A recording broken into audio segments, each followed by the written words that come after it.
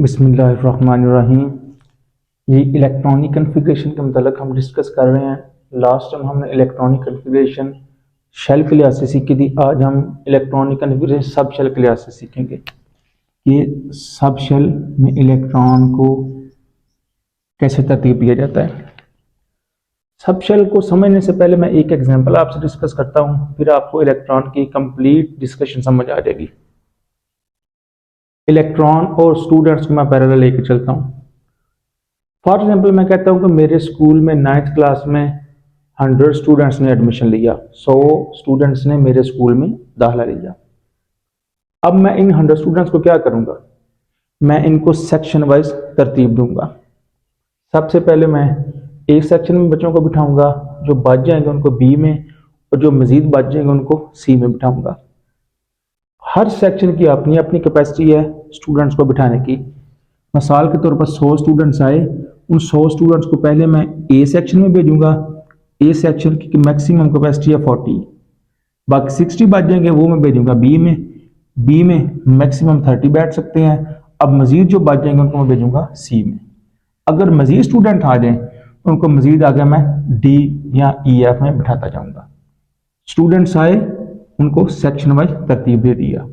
Clear? इसी तरह जिस तरह स्टूडेंट्स को सेक्शन में बिठाया, इसी तरह इलेक्ट्रॉन को भी हमने बिठाना है कि फॉर एग्जांपल 50 इलेक्ट्रॉन आए, किसी एटम का एटॉमिक नंबर 50 है, सो उसमें इलेक्ट्रॉन, प्रोटॉन और न्यूट्रॉन की तादाद 50-50 होगी। प्रोटॉन और न्यूट्रॉन तो एटम के न्यूक्लियस में चले जाएंगे। अब ये 50 इलेक्ट्रॉन जो ही एटम में दाखिल होंगे, आगे एटम के जिस तरह हमने स्कूल के मुख्तलिफ सेक्शन बनाए हुए हैं, इसी तरह एटम ने भी अपने मुख्तलिफ सेक्शन बनाए हुए हैं। किसके लिए? इलेक्ट्रॉन के लिए, इलेक्ट्रॉन को बिठाने के लिए। उन सेक्शन के नाम क्या थे? के, एल, एम और एन। ये लास्ट टाइम हमने डिस्कस किया था। फॉर एग्जाम्पल 50 इलेक्ट्रॉन आए, अब इन 50 इलेक्ट्रॉन को हमने मुख्तलिफ शेल में बिठाना है उनकी कैपेसिटी वाइज। अब ये 50 इलेक्ट्रॉन पहले जाएंगे के शेल में। अब के में मैक्सिमम बैठ सकते हैं 2, एल में 8, एम में 18, एन में 32। इसी तरह ये फुल तरतीब हमने ऑलरेडी डिस्कस कर चुके हैं। सो जिस तरह स्टूडेंट बैठे सेक्शन में, इसी तरह इलेक्ट्रॉन बिठा दिए हमने मुख्तलिफ शेल्स में, हर एक की अपनी अपनी कैपेसिटी के लिहाज से। अब आगे आए जी, यूं ही 40 स्टूडेंट्स 9th ए में दाखिल होंगे। अब आगे वो देखेंगे वो 40 स्टूडेंट्स कि 9th ए में 3 टाइप के डेस्क पड़े हुए हैं, येलो, ब्लैक और वाइट। अब इन डेस्कों की अपनी अपनी कैपेसिटी है स्टूडेंट्स को बिठाने की। कैसे? ये जो येलो डेस्क है इसमें मैक्सिमम 2 स्टूडेंट बैठ सकते हैं, ब्लैक में 3 और व्हाइट में मैक्सिमम 4 स्टूडेंट बैठ सकते हैं। क्लियर? अब डेफिनेटली जो 40 स्टूडेंट्स आएंगे, मुख्तलिफ डेस्क होंगे, उन डेस्क में अपनी अपनी कैपेसिटी वाइज स्टूडेंट्स बैठना शुरू हो जाएंगे। सो ये डेस्क बेसिकली हिस्सा होंगे किसके? 9th ए का। इसी तरह जो बी में बैठेंगे वहां पे भी ये 3 टाइप के डेस्क पड़े होंगे, वहां पे भी स्टूडेंट्स इन डेस्कों की कैपेसिटी वाइज बैठ जाएंगे। इस तरह सी, डी, ई, एफ में बैठना शुरू हो जाएंगे। क्लियर? इसी तरह अब इलेक्ट्रॉन की बात करते हैं। जब इलेक्ट्रॉन शेल में दाखिल होंगे तो जिस तरह ये डेस्क हिस्सा थे क्लासरूम का, इसी तरह के में मजीद समझे कि 4 टाइप के डेस्क पड़े होते हैं। अब ये जो डेस्क है ना, इलेक्ट्रॉन के हवाले से इन डेस्कों को बोलते हैं सब शेल। इन चीज को, अब ये सब शेल कहां पे पड़े हुए हैं? किसी भी शेल के अंदर। यानी 2 इलेक्ट्रॉन आए के शेल में, मजीद 4 टाइप के डेस्क पड़े हुए, यानी कि सब शेल पड़े हुए हैं, वहां पे बैठे। अब इनकी कैपेसिटी कितनी कितनी है? जिस तरह डेस्कों की कैपेसिटी थी, इनकी भी कैपेसिटी होती है सब शेल की। यहां पे डेस्कों के नाम थे येलो, ब्लैक और व्हाइट। यहां पे सब शेल के नाम है एस, पी, डी और एफ। समझिए कि ये 4 टाइप के डेस्क ही हैं जहां पे इलेक्ट्रॉन्स ने बैठना है। अब ये जो एस सब शेल है, इसमें याद रखना है मैक्सिमम 2 इलेक्ट्रॉन बैठ सकते हैं। पी में 6, डी में 10 और एफ में 14। जिस तरह इन डेस्कों की अपनी अपनी कैपेसिटी थी, इसी तरह इन सब शेल की भी अपनी अपनी कैपेसिटी होती है। क्लियर? अब ये बेसिकली मेरे पास एक स्ट्रक्चर है, जिसको इस चीज की समझ आ गई यानी ये सिंपल एग्जांपल है आपकी 9th क्लास की। तो इसी एग्जांपल को यूज करते हुए मैंने आपको शेल और सब शेल का कंसेप्ट समझाया। इस एग्जांपल को आपने अच्छे से अंडरस्टैंड करना है। दोबारा बात सुने, स्टूडेंट्स आए, उनको सेक्शन में बिठाया।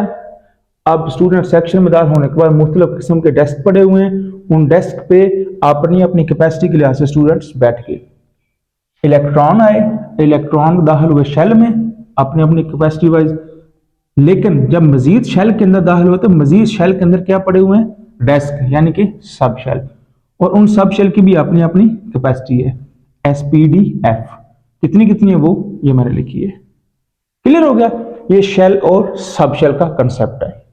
अब भी हम सब शेल का एक पैटर्न सीखते हैं कि सब शेल को किस तरह अरेंज किया जाता है किसी भी शेल के अंदर। वो एक पैटर्न मैंने लिखा है ये वाला। बेसिकली ये सारे के सारे सब शेल कहाँ पे पड़े हुए हैं, किसी भी शेल के अंदर, KLMN इस तरह। अब ये क्या पैटर्न है, इसको याद रखने का एक तरीका है जी, वो सुने ध्यान से। School school public school public school, divisional public school divisional public school, federal divisional public school. ये जी मेरा याद रखने का तरीका है। अगर आपको कोई और तरीका पसंद है तो आप उसी तरह भी इसको याद रख सकते हैं। स्कूल स्कूल पब्लिक स्कूल, यानी कि लास्ट वाले जो है उसको 2 दफा रिपीट करना है, पब्लिक स्कूल। ये देखें, DPS FDPS, इसको याद रखना सिंपल तरीका है। यानी समझे कि ये सब शेल है, ये डेस्क पड़े हुए हैं किसी भी क्लासरूम के अंदर। जो ही इलेक्ट्रॉन या स्टूडेंट दाखिल होते हैं तो क्लासरूम में इस तरह का कोई सीक्वेंस देखेंगे डेस्कों का मीन सब शेल का। अच्छा, अब फॉर एग्जांपल 50 इलेक्ट्रॉन दाखिल हुए हैं शेल में। जब शेल के अंदर दाखिल हुए तो मुख्तलिफ सब शेल पड़े हुए हैं। जब सब शेल पड़े हैं तो किसी भी एक स्टूडेंट को या किसी एक इलेक्ट्रॉन को हम कोई नंबर अलॉट करते हैं कि तुम जाना है और तुमने S सब शेल में जाके बैठ जाना है।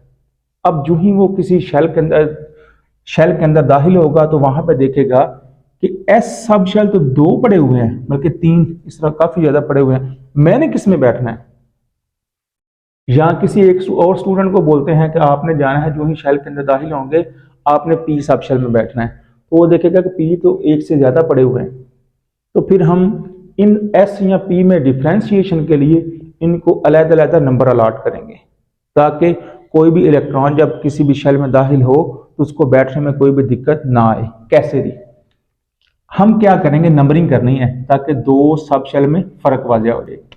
आपने सबसे पहले नंबरिंग करनी है S सब शेल को, और S सब शेल को नंबरिंग स्टार्ट करनी है 1 से। मसलन ये है 1 2 3 4 5 6 7। क्लियर कि हमने सबसे पहले S सब शेल यानी कि S डेस्क जो पड़े हुए हैं किसी भी शेल के अंदर, उनको हमें नंबरिंग अलॉट कर दी है। उसके बाद आपने नंबरिंग करनी है जी P की। P को आपने स्टार्ट करना है 2 से, 2 3 4 5 और 6। ठीक है जी। इसके बाद D को नंबरिंग लगानी है, S को 1 से, P को 2 से और D को 3 से स्टार्ट करना है। D ये है पहला जी, इसको 3 से शुरू करें, 3 4 और 5। अब लास्ट में F रह गया, F को कहां से स्टार्ट करेंगे, 4 से। तो एक ही F है तो उसको F लगा दे इस तरह। अब देखिए क्या फायदा हुआ इसको नंबरिंग लगाने का। नंबरिंग लगाने का फायदा ये होगा कि कोई भी S सब शेल था या P सब शेल था, अब उस सब शेल का एक अलग अलग नंबर हो गया। अब किसी भी इलेक्ट्रॉन के लिए कोई भी मुश्किल नहीं होगी कि उसने कहां पे बैठना है, क्योंकि हर एक का एक अपना अपना नंबर आ गया। S है तो ये 1S, ये 2S है, 3S है, या P है तो ये 2P है, 3P है। अब सबके हमने अलग अलग नंबरिंग कर दी। अब जी एक एग्जांपल लेते हैं, फिर कंप्लीट बात समझ आएगी कि हमने इलेक्ट्रॉन को कैसे बिठाना है। फॉर एग्जांपल जी मैं सोडियम, मुझे कहता है कि सोडियम की इलेक्ट्रॉनिक कॉन्फ़िगरेशन करके थे। सोडियम का सिंबल हमें पता है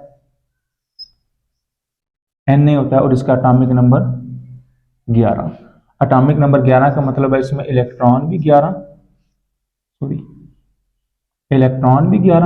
और प्रोटॉन भी 11 और न्यूट्रॉन भी 11। न्यूट्रॉन वैसे मैंने बताया था कि न्यूट्रॉन चेंज होते हैं, लेकिन अभी फिलहाल इस सेक्शन में हम यही फर्ज करते हैं कि इलेक्ट्रॉन, प्रोटॉन और न्यूट्रॉन की तादाद 11 कह रहे हैं। अच्छा जी, हमें ये तो पता है प्रोटॉन और न्यूट्रॉन कहाँ पे चले जाएंगे, सिंपल न्यूक्लियस के अंदर। असल प्रॉब्लम होगी इलेक्ट्रॉन की। अब इलेक्ट्रॉन को तरतीब लगाएंगे पहले शेल के लिहाज से।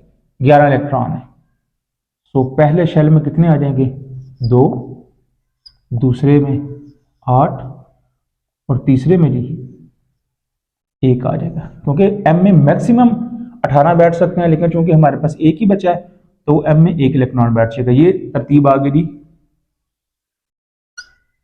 शेल के लिहाज से। अब हमने लगानी है सब शेल के लिहाज से। ये इलेक्ट्रॉन दाखिल हो गए हैं शेल में, अब आगे शेल के अंदर क्या पड़े हुए हैं, मजीद सब शेल। अब याद रखना ये सारे के सारे सब शेल जरूरी नहीं है कि के में पड़े हों, क्योंकि के में सिर्फ और सिर्फ 2 इलेक्ट्रॉन बैठ सकते हैं। अब हम ये देखेंगे कि के में कितने सब शेल की जरूरत पड़ सकती है हमें, तो वो इस पैटर्न से सीखेंगे। मिसाल के तौर पर देखें जी, 11 इलेक्ट्रॉन को तरतीब दे रहे हैं हमने, तो ये पैटर्न लिख लें। मैं यहां पे लिखता हूं,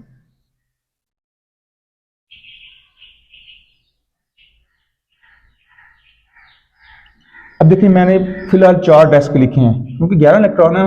अगर ये 11 इलेक्ट्रॉन इन 4 डेस्कों पे ही बैठ गए, 4 सब शेल में ही कंप्लीट हो गए, तो नेक्स्ट लिखने की हमें जरूरत ही नहीं है। कैसे जी, देखिए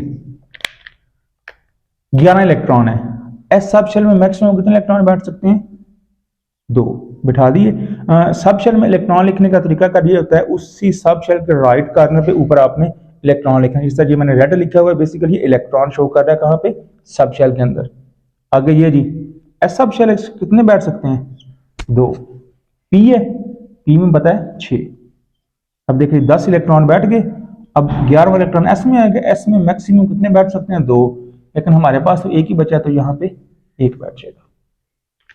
ये मेरे पास इलेक्ट्रॉनिक कन्फिगरेशन कंप्लीट हो गई सब शेल के लिहाज से सोडियम की। अब आगे वाले ये डेस्क लगे, इनकी हमें जरूरत ही नहीं है, क्योंकि ये तो उस वक्त जरूरत पड़ेगी जब हमारे पास इलेक्ट्रॉन बढ़ जाएंगे। यूं यूं इलेक्ट्रॉन बढ़ते जाएंगे, समझिए हम सब शेल भी उसी शेल में ऐड करते जाएंगे। लेकिन हमारे पास चूंकि 11 ही इलेक्ट्रॉन थे, 11 इलेक्ट्रॉन के लिए हमें समझ लें कि 4 डेस्कों की ही जरूरत पड़ी है। हमने उनको तरतीब वाइज बिठा दिया। क्लियर। अगर आप इसकी डायग्राम बनाना चाहें तो डेफिनेटली दरमियान में न्यूक्लियस,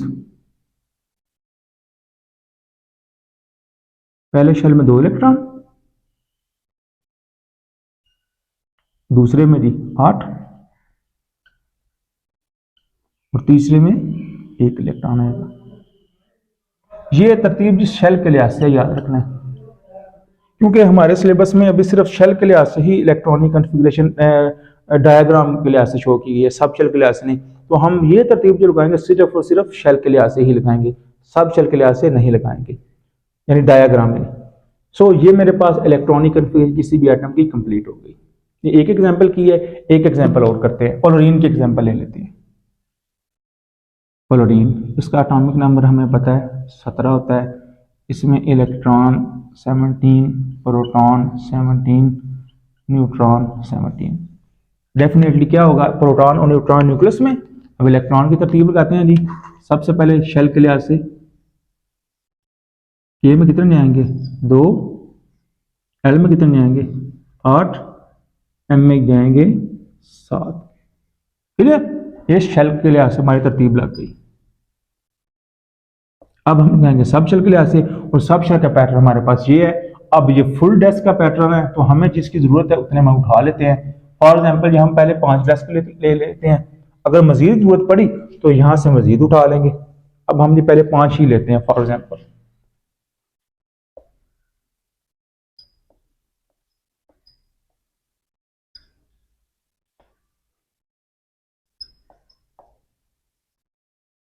ले जी मैंने 5 डेस्क फॉर एग्जाम्पल लिख लिए हैं, ठीक है।